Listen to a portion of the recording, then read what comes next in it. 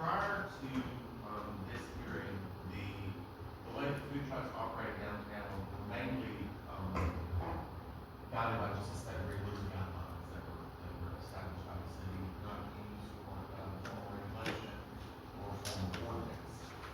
They include but were not limited to food trucks are supposed to contact the city to inform us of the location of the parking. If not parking, they need to free already city approved locations.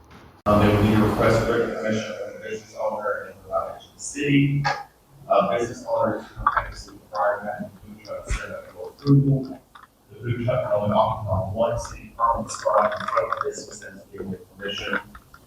The food truck ordering window should be facing the sidewalk at all times.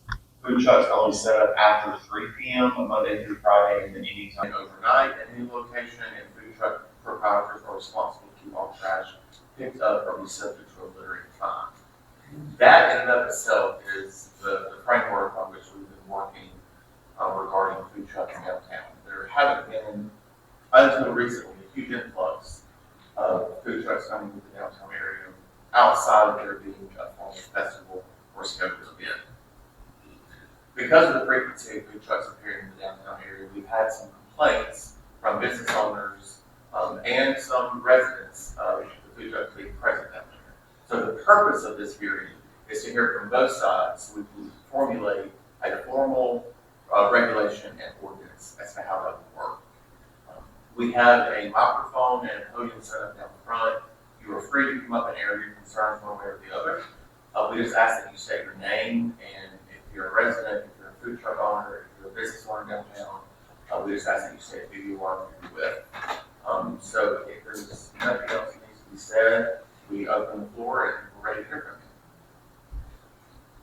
you.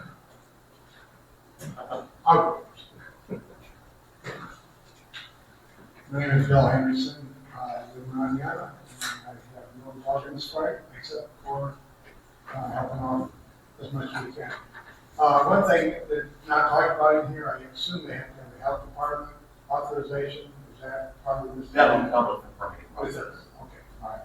The other thing is that I feel bad for the people that have brick and mortar downtown.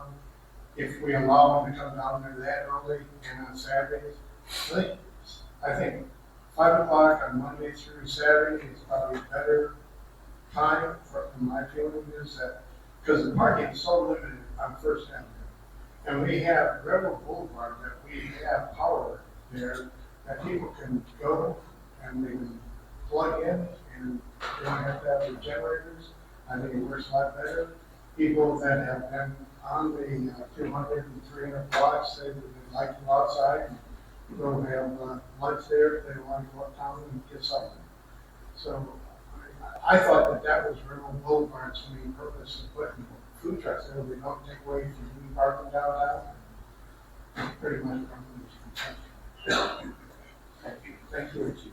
In that regard, I will say we have 2 pre-designated, pre-approved areas within the city for food trucks and parks without needing to get special permission. One of those is the pop-up park, and then one is the Railroad Boulevard. So I'm saying that for anyone who's a food truck owner that did not know that those existed. I wanted them to know that those are in existence and that you don't need to let us know if there's power there. All you have to do is first come, first serve, set up, plug it up, and serve. Just a quick question on that. It's been 6 years ago, so we did one of the first things we did was take a set of pop-up park. We spent a fair amount of money on setting up a pop-up park. Do you remember in rough numbers what that amount might be? I think it was around $10,000 per hour. Hi, my name is Marie Dewey, and I work at the Silhouette. I only have one concern. Back in the Oktoberfest, behind our building, we had somebody throw wet charcoal into the garbage can. It ran down the garbage can, and we left the garbage can open. My concern is when it's happening again, it could burn down the whole city block if it's not put out properly. But I don't know who did it, I'm not accusing anybody, but that was a big concern. is that gonna be a concern this time, somebody sitting there and throwing stuff like that into our garbage cans? It was a mess. And the garbage can didn't work paper in it, so, it could have caught fire if it hadn't been put out. So that's my main concern, is, throwing stuff like that in our garbage cans. Is that during the festival? Yes, it was Oktoberfest. And was it on the back street? Yes, it's on the back street. So are you talking specifically Railroad Boulevard or from the alley? Yes, it was right behind the silver Kings farm. So, when we were across from the new theater, so it was a mess. And, it was met, and it was a mess of garbage can and on the outside of the garbage. So, that is my only concern today is it not happening with the food trucks. So, thank you.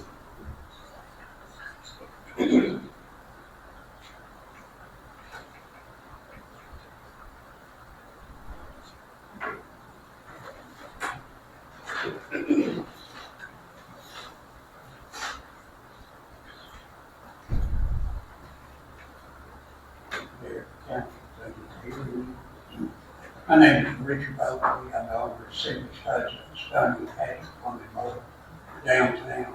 I too, as previous speakers, oppose food trucks being in the downtown area on Saturdays primarily.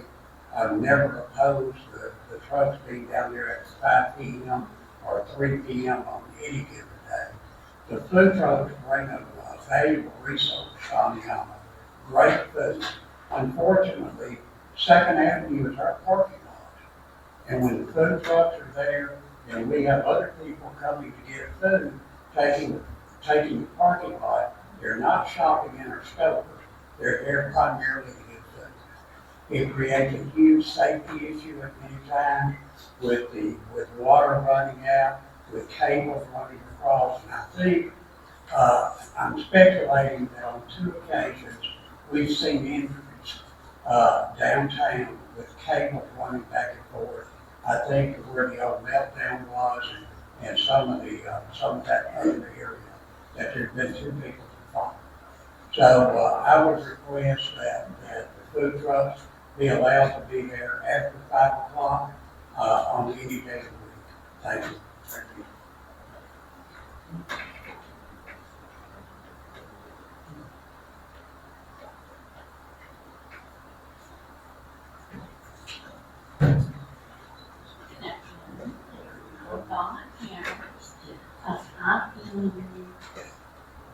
We feel that after 5 would be sufficient.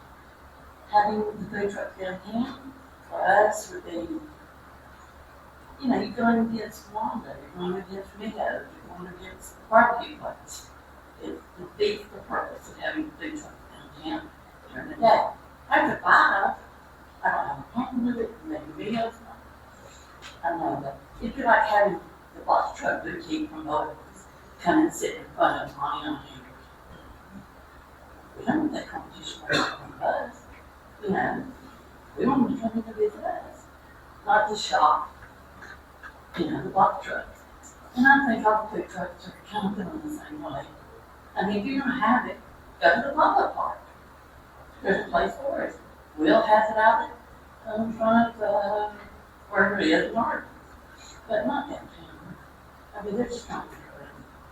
That's my opinion, that's Hamilton's opinion. I mean, not that we're against food truck people. They're all our friends, all our neighbors. I just think they could be feasible for us. Thank you.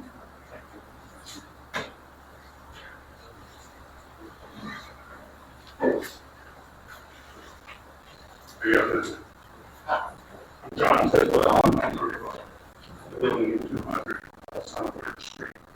You don't see the building,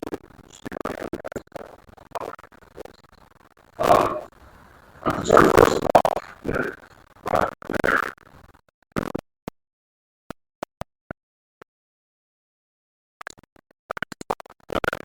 right there, if you're aware of how that works, there's no stop sign there. And I've seen over the years, my whole lifetime, I've seen some really close calls. And I didn't know those posts, the electrical things that were put in front of the building. for a pop-up park. I thought they were just put up for a contingent for when y'all did your festivals. But apparently y'all passed it as a pop-up park. That's new to me. But I would suggest having a stop sign there. I know people will hate that I brought up a stop sign, but I would always have pictures. But I'm also concerned about competing against the city when it comes to pop-up parks. We are a business-owned property. We are competing against the city, and they have places to go do things where, you know, like for instance, my building going to be exempt from having a food truck if I wanted to park it on my property? I would be exempt, would I? No, I mean, if But, it's on private and so property, I'll be, do what now? if it's on private property, that's between the property owner and the food truck, it's also a business. Okay. So when it said any, you know, in the downtown area, because I am zoned for downtown, the downtown area. So, concerned about that wording, you know, just think about the wording. So if I, for instance, wanted to see if we got a food truck, wanted to set up there for some extended period of time, the building as a place to eat or something like that, that would be something I would think of. But thank you very much for listening to my concerns, and it was kind of unusual. I've never spoke to people like this before, and didn't think speak to them another way. Good to see you. Thank you. I too express your concern about people not going to stop sign there, but I have asked questions about this, and you can say whatever you may, I think there's a distance between the two. Yeah, there's some engineering design there that from First Avenue to Railroad, putting a stop sign for Third there in front of your business. You've got to have a distance requirements that's set forth by ALDOT. There's not enough stopping distance from takeoff to start that will allow another car to come to the intersection and get behind it. So there are regulations in place. That's why there's not one day race. Okay. That, you know, if those lanes are shifted to one side of Railroad Avenue or the other, and if those distances are increased, that's something engineering wise we can reevaluate. But that's why there's not one there. There's not enough space to have a safe stop between the two intersections. And if you're familiar with that area and the way all that was been there, my family bought it from Standard Oil. Standard Oil got it from, I don't know, maybe the Native Americans. And so I know there's a lot of, when it comes to the survey there, it's kind of weird stuff there. You got the little corner building there. You got a lot of weird stuff there. So I'm surrounded by the city. Got a little railroad spur between me and my neighbor. But if you could seriously look at it in some way, maybe think of some way of allowing a yield or something like that. But I think that's, when you're putting a pop-up park, you're going to have people coming in that area and being in that area. There needs to be some way to slow them down or to let them know that, give them a warning before they get around. Okay. Appreciate it. Thank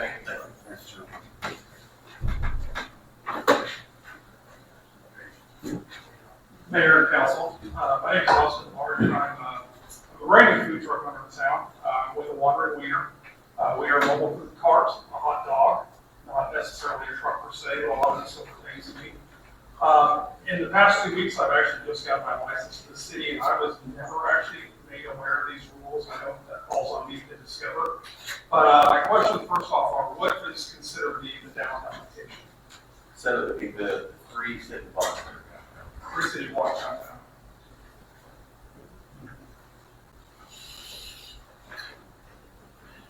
In regards to some of the other citizens, you know, with our food trucks, we're required to actually carry a garbage can with us. We're supposed to be fully contained in that and dispose of our own refuse and take it back to our commissaries as required. As well as all of our units are supposed to be self-contained as far as water and any kind of, you know, discharge or any of that. So there shouldn't be a reason for any of this discharge to actually go out onto the street.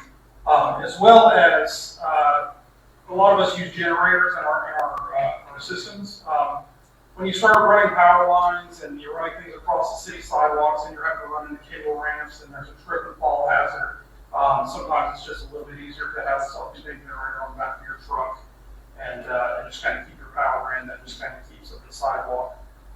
In regards to the restaurant owners in town being, discouraged with us being in town, it's a lot of the same way as if we were to build a brick and mortar restaurant right next to another restaurant. I think when residents decide that they want to go eat somewhere, they kind of have maybe a mindset of this is what they want to go eat.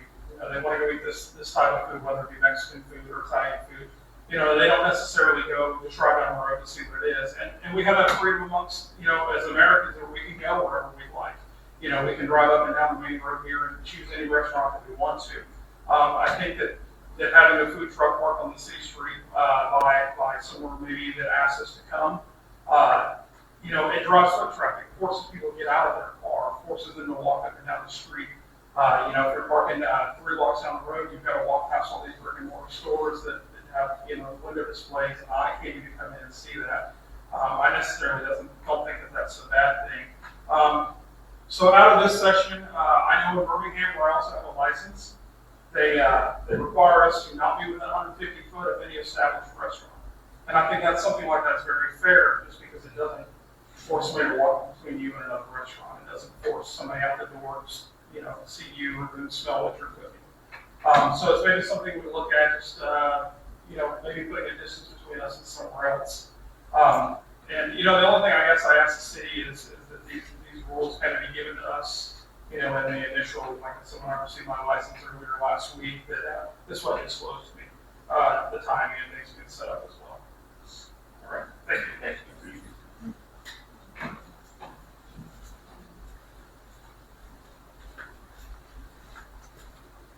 Anybody else like that? Well, he's on his way. I didn't get your name. Dustin Largent, Largin. Hi, good evening. I'm here on behalf of Nielsen. I'm just going to make this brief and quick. As far as the food trucks that have been in the road for the past, I understand why it is that you guys close down the street. The issue with that is we do force people to get out of the cars and walk. We do have parents with multiple kids. A lot of our clientele are elderly folk who have trouble getting in and out as it is. As far as that goes, places like Lunchbox, morning it could affect them. They're paying their employees to be that, whether they make money or not. Wilson's Barbecues are paying their employees to be there or not. We're paying our guys, whether we see money or not, and the rent doesn't change on that. We pick around regardless, and it's just, if we can find a designated spot, we're going to be on making sure the park, get a lot of foot traffic out there, a lot of food trucks at the park center, for that area, just not that time. That's just my own opinion.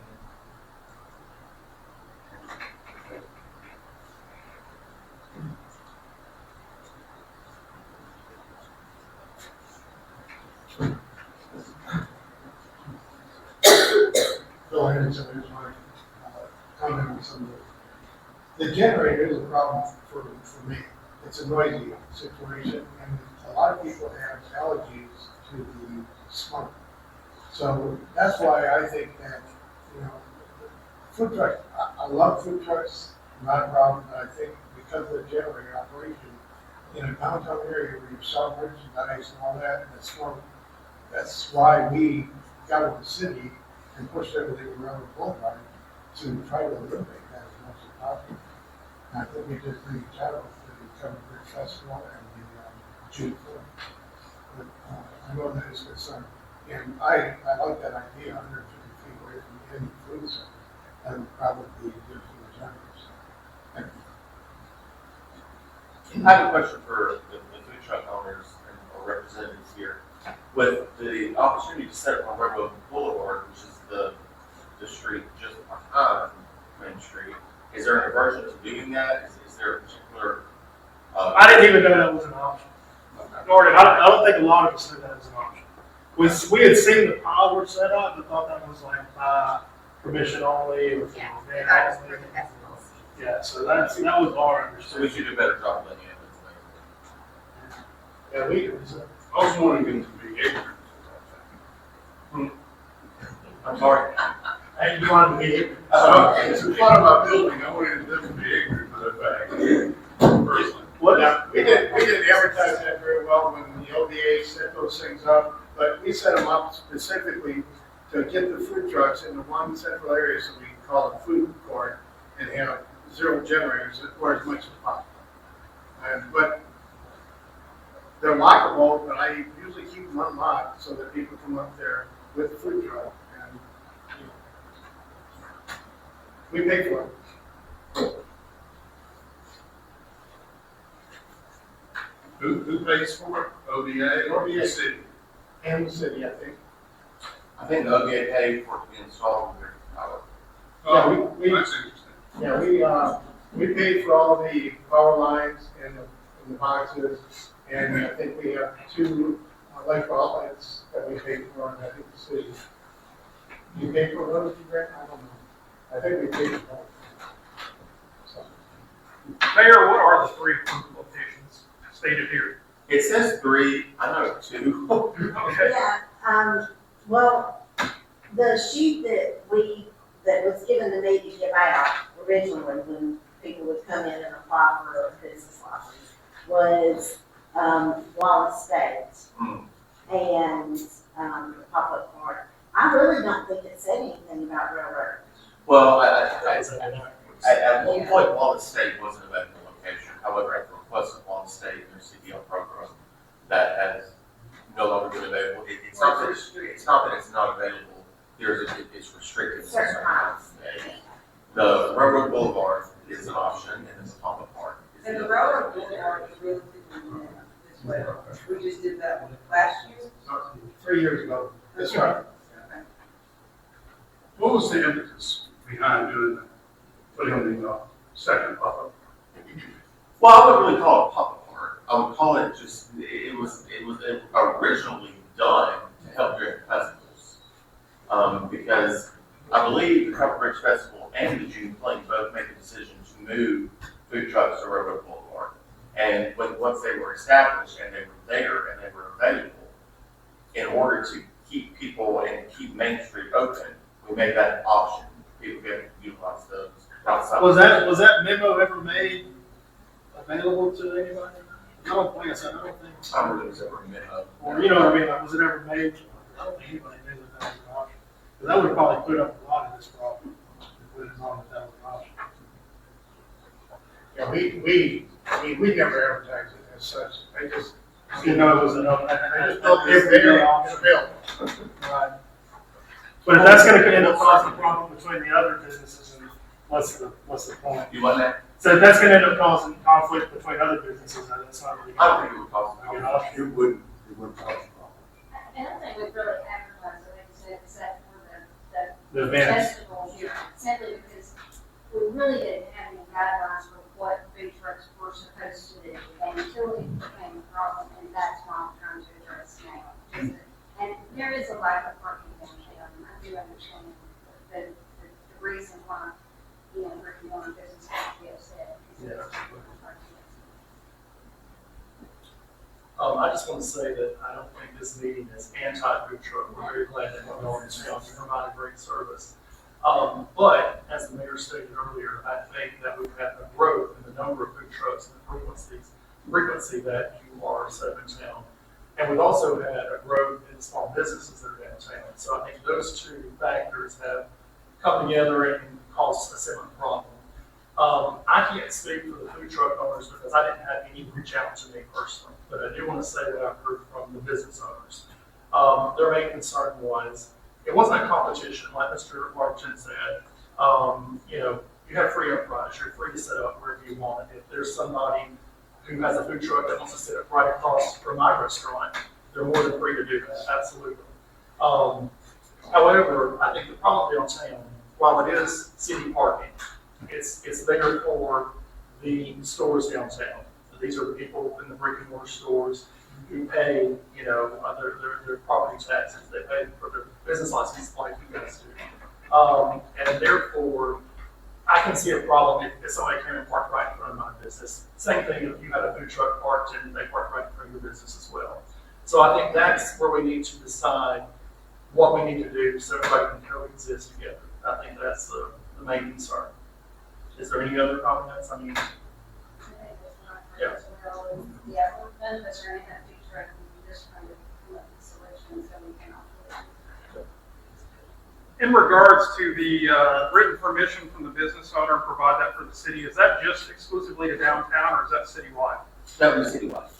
Okay, So, for example, if you wanted to park at Henderson, that's my point. you have to go to parking lot, you just need written permission from the able to go. Can it be a standing order for any time that they feel that they'd like that either? Or do I I need mean, to? I mean, I think all of them have a lot of this.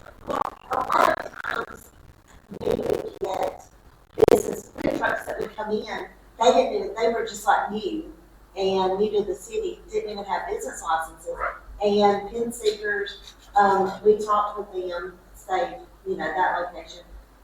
They started calling us and letting us know, hey, we've got this food truck coming in.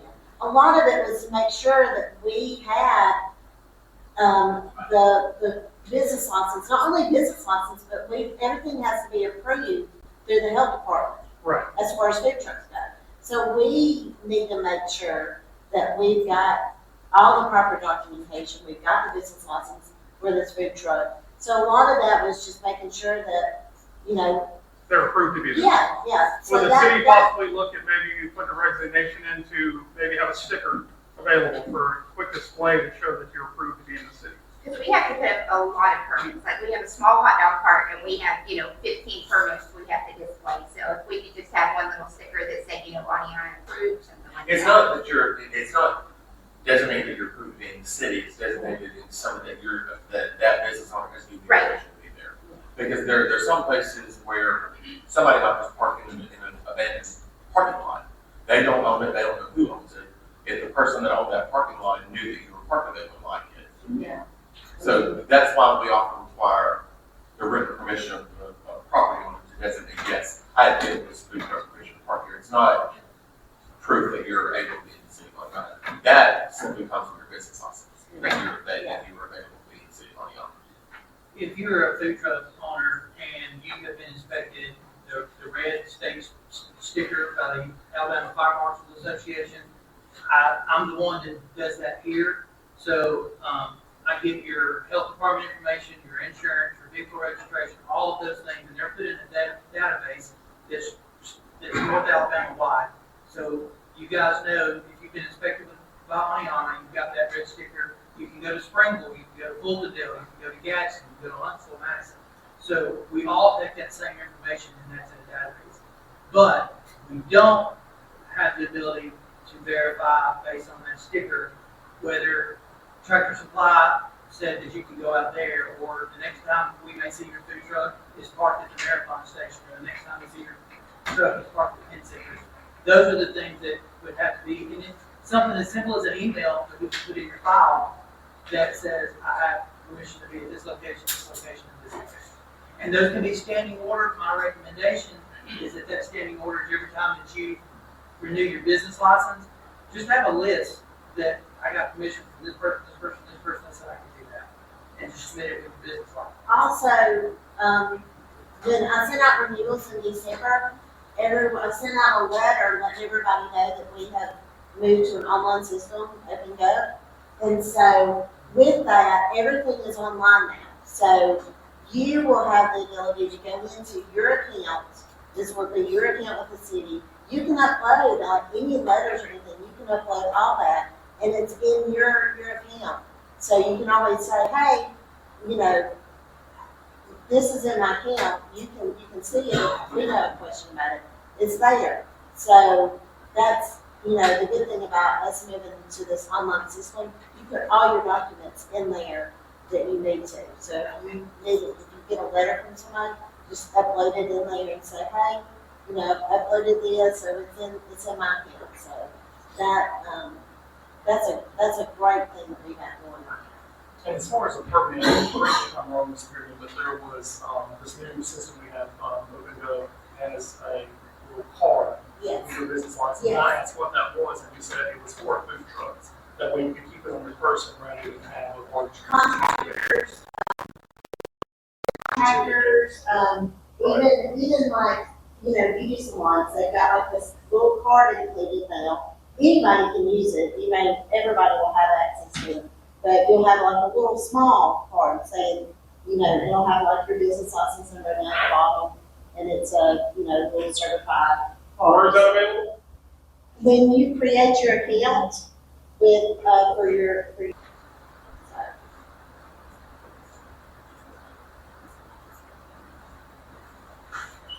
Any additional comments, questions, or statements? All right, then we will close this public hearing. Mayor, Council, can I make one other comment back on the floor or question? Is the area, that the OBA put in on Railroad, I understood that that was for the June fleet only. Is it a designated area that can be used year-round for food trucks? Yes. Okay. Anything further?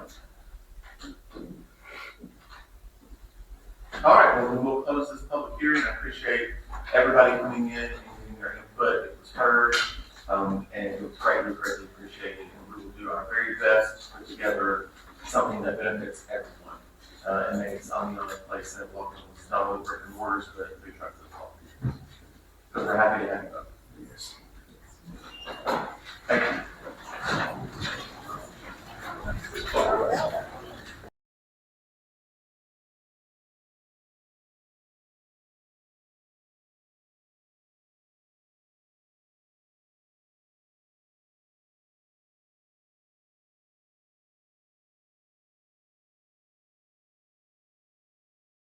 Our 5:45 p.m. work session to discuss agenda items. Items 1 and 2, the invocation of the pledge occurred during the regular course of every council meeting. Item 3 is to consider approving the January 13th, 2026 council meeting minutes. I hope everybody received those minutes and had an opportunity to review them. Does anybody have any questions or comments? Item 4 is to consider setting a public hearing for February 10th at 5:30 p.m. for the purpose of a 772 economic incentive for any business. Mr. Orby, can you speak on that? On the 772? Or Alex? Or Alex? Somebody, Do it.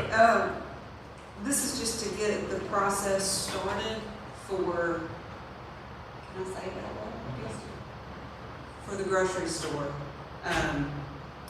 The grocery store has expressed that they would like everything in place from the city by the end of the first quarter, which is the end of March. So this will actually get the 772 process started, because there's a series of meetings that will take.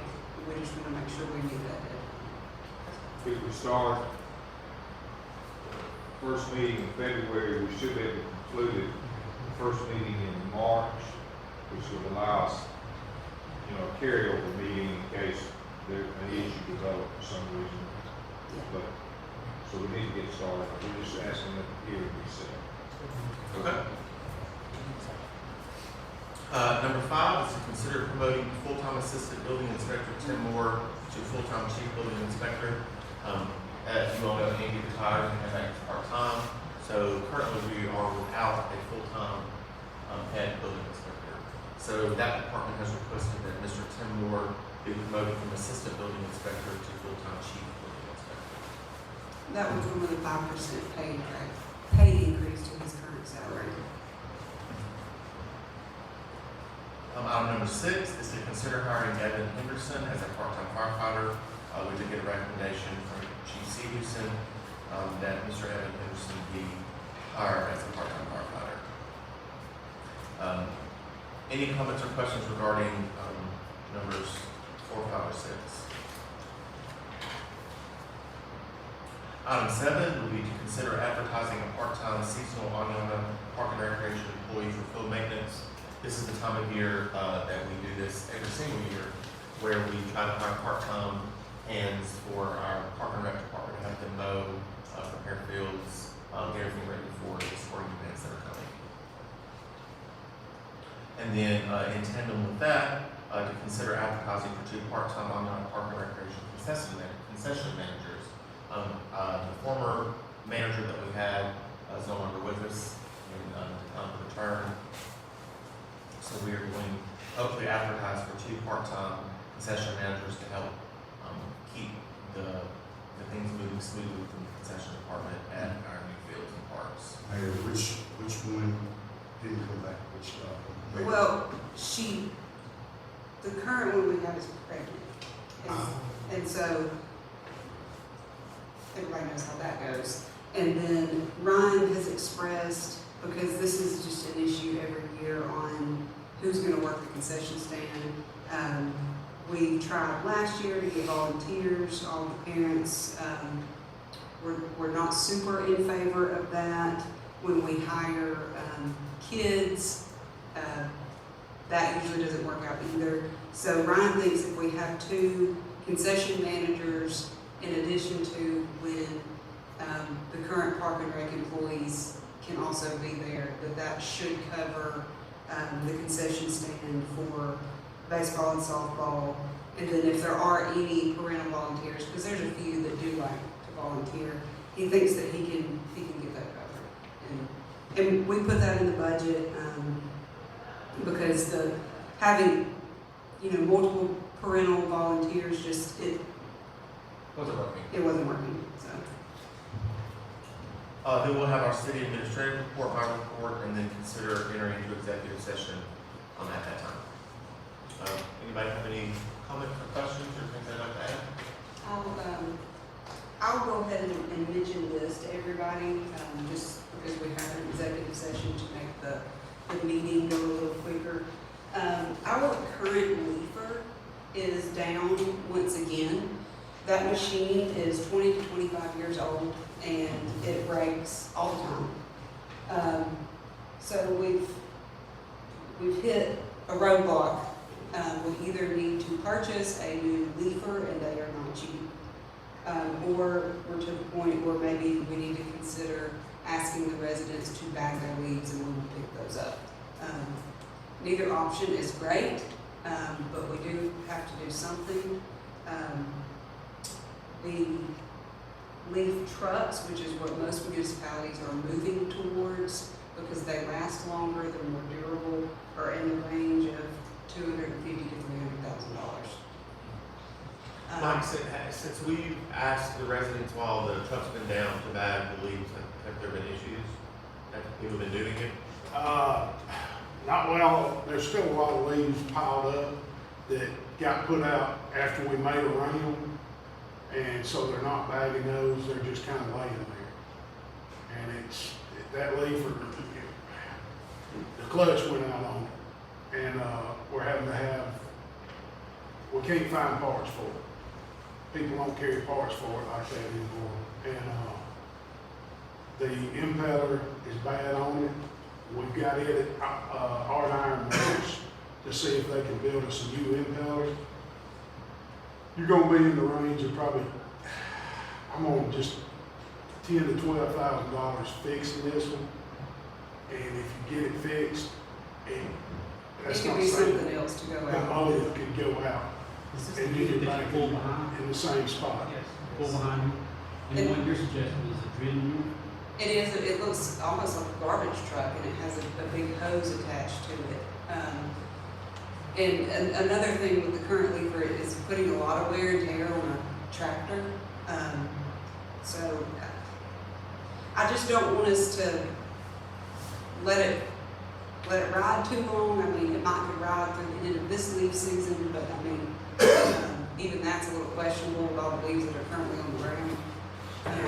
And that's something I wanted to bring up too. You know, our options are to get this truck and we have the ability to go out and pick this stuff up, or we ask our citizens to bag their leaves.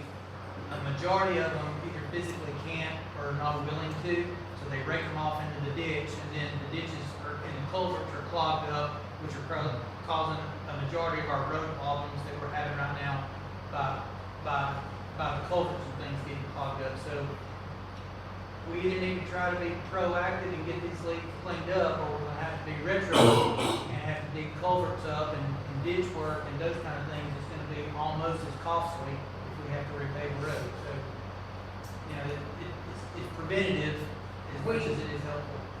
I mean, you can pay for a lever because it's used for right-of-way maintenance. You can pay for it out of road funds. We have the funds, however, it would definitely eat into Brandon's paving plan significantly. So, Do we have any numbers on repairs for the leaf in the last year or 2 years? How much was spent? I can tell you this, it's been broke down more than it's run since I've It been seems here. like it, yes. Yeah, it's been costly stuff, it hasn't been just little stuff, it's, like I said, this one right here is probably gonna be into the, I'm gonna say the $10,000 to $12,000. well, you already built the whole trailer for it last year, and then it quit again. Yeah, well, the trailer's not the problem, Right. it's the actual leafer. It's, the wheel from Ingram Equipment, who I've been talking to about the truck, he said that you're supposed to trade those in every 5 years to keep, but like I said, people's just getting away from the pull behinds, because we've already had I think it was around $10,000 tractor repair, on the one that was pulling the leafer last year. So the pull behinds you're discouraging because of the wear and tear on the tractors, or they're just not efficient? That City of Gadsden got away from them, they had probably 5 or 6 of them. And it's just, they stay tore up more than they run, and the repairs on them are just, if you can find parts. Does that run off of 2-inch balls and pulled with a truck with a 2-inch ball? Could it be pulled with a truck with a 2-inch ball? You know, the weight No, that it's, And those- they don't have them in a fifth wheel, you'd have to have I don't know, it may be too heavy for like a 450 or a 350 truck like that, because it's the hitch on it's just, they don't make them in a fifth wheel. And the pull behinds are not cheap either. Would you tell me they're $175 for those? 175 to 180,000, and it's just. The one you want to get, what's the shelf life on it? Do you have to trade it in every 5 years or? No, not on the trucks, not on the trucks. They're holding up really well. I called Ty Jackson, at the City of Gadsden and asked him what kind of luck they've been having out of it, because I think they've got 2, and he got 2 more on the way. And, he said they absolutely love them. He said they ain't had a bit of problems with them, and he said it's a one-man operation, and, he said it's just unbelievable the difference in the pull behinds in the actual truck now. And I know when you think about pull behind here in the city proper, you know, you don't think about that, that's not very far, and then pull around town with a tractor. But you gotta understand that the leaf trailer goes all the way to Limestone Springs to the other end of our city limits, you know, 16 miles away, and then turn around and drive it all the way back with a tractor pulling it. That's significant wear on a tractor and that equipment. Especially if he gets halfway down to Limestone Springs, he goes halfway down the community, he's full, he's gotta come all the way back to our landfill to Indy, and then drive all the way back down there to finish his route. So, I mean, that's a lot of wear. And just for the new salt dog in the truck, it drove down to Limestone Springs and back in, 15, 20 minutes, where it would take an hour and a half on that tractor.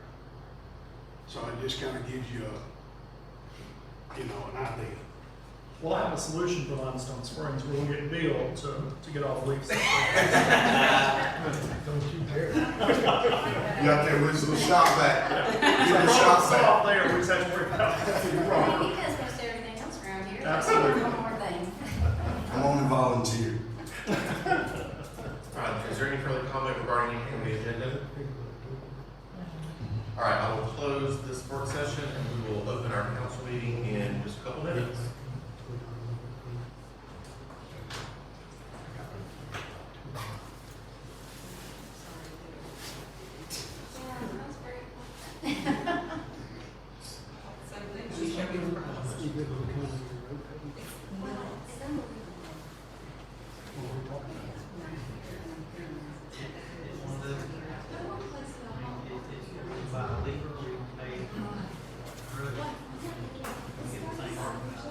We've been lucky.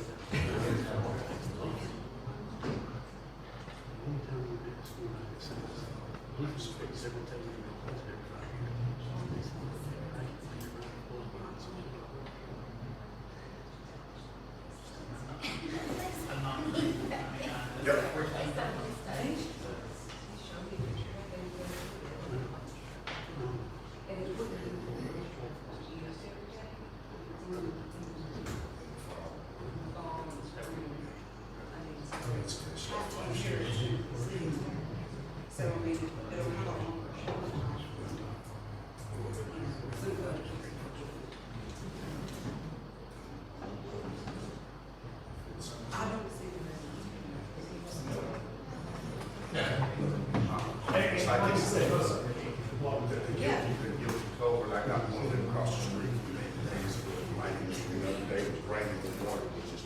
Yeah.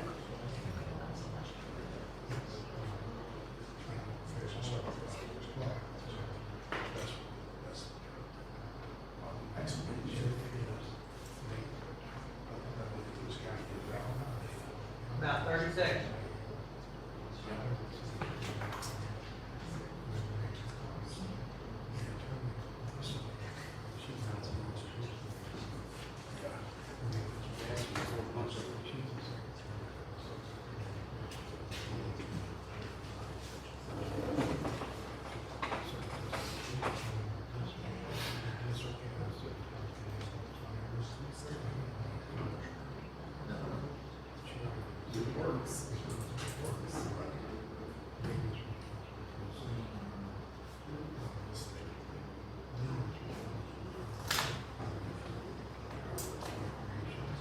Okay. Well, I'm going to go ahead and open our council meeting. Mr. Butler, you're on stage. Yes, let's bow our heads. Father, thank you for this day you made. Father, continue to bless this council to make the tough decisions on behalf of the citizens. Father, bless our county, bless our state, bless our nation. In your son's name we pray. Amen.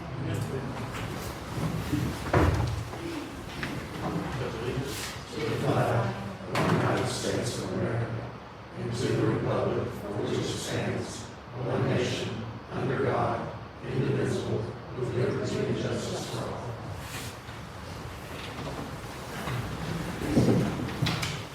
Item 3 is to consider approving the January 13th, 2026 council meeting minutes. Mr. Mayor, I make a motion that we approve the council meeting minutes from January 13th. I have a motion and a second. All in favor? Yes. Yes, yes, Yes, and the motion will carry. Item 4 is to consider setting a public hearing for February 10th at 5:30 p.m. for the purpose of the 772 economic incentive for new business. Mr. Mayor, I make a motion that we set a public hearing for February 10th at 5:30 p.m. for purposes of the 772 economic incentive for a new business. I second that motion. We have a motion and a second. All in favor? Yes. Yes. yes, Yes, and the motion will carry. Item 5, consider promoting full-time assistant building inspector Tim Ward to full-time chief building inspector. Mr. Mayor, I make that motion. We promote Tim Moore to full-time chief building inspector. I second that motion. I have a motion and a second. All in favor? Yes. Yes. Yes, Yes, and the motion will carry. Item 6, consider hiring Evan Henderson as a part-time firefighter. Ms. Pierce? We have a request from Chief Stevenson to hire Henderson as a part-time firefighter with the Oneonta Fire and Rescue. He comes highly recommended from Alberta Fire and Rescue as fully qualified firefighter and paramedic. Mr. Henderson desires to work a shift on the A shift where they currently have a greatest need for part-time paramedic due to the overseas employment of one of our part-time employees for the next 15 months. So I'll put that in form of a motion that we hire Henderson. I'll second. I have a motion and a second. All in favor? Yes. Yes. yes, Consider advertising for part-time seasonal park and recreation employees for field maintenance. Mr. Mayor, I'd like to make that motion that we advertise for part-time seasonal, young park and rec employees for field maintenance. I'll say I have a motion and a second. All in favor? Yes. Yes. Yes, yes. Yes, and the motion carries. Item 8 is consider advertising for 2 part-time Oneonta Park and Recreation concession managers. Mr. Mayor, I'd like to make that motion that we consider advertising for 2 part-time Oneonta Park and Recreation concession managers. I'll second. I have a motion and a second. All in favor? Yes. Yes. Yes, Yes, and the motion will carry. Item 9 is our administrative report. Thank you, Mayor. Every year I have to give an update on how we are using the Rebuild Alabama funds. And up until this year, those funds have just been accumulating. But I got approval last year from ALDOT that we could use those funds for the construction of the sidewalk project in the park as matching funds through the TAP grant that we received from ALDOT. So to date, we have spent $343,886.40 out of the account, and the current balance is $40,558. And then I have put the financial summary for December in your packets, just a few things on that. The total revenue for December was $966,000. Year to date, we are at $2,784,000. Sales taxed, we grew around 20,000 from December of 2024. Use tax, we actually dropped some. We were at 117, and last December we were at 139. I have put all of the departmental expenditures on here. They were all in budget. The only major expenditure outside of operations was the capital purchase of the mini excavator that was approved in the budget, and that was for $100,514, and that was paid out of the 1 cent road account. Any questions on that? Thank you, Alan. I don't have anything from our report. Is there anything anyone would like to add or mention before we go into I that? just want to say thanks to the Public Works Department for taking good care of us Sunday night and it's ready for the possible threat of ice. Thankfully, we didn't have that, but I think the new salt spreader works like we thought it would. Yes, thank you so much. All right, if there's no further comments, at this time I will consider entering an executive session to discuss the purchase, sale, exchange, lease, or market value of real property. Mr. Mayor, I make a motion that we move into executive session. Have a motion and a second, all in favor? Yes. Yes. Yes. Yes, we're in executive session. For those of you that are in attendance, we will not come out and take up any further business. We will not come back out and vote on anything, so once executive session is concluded, then we will leave. So you're welcome to stay, but before we get too excited. Thank you so much, everyone.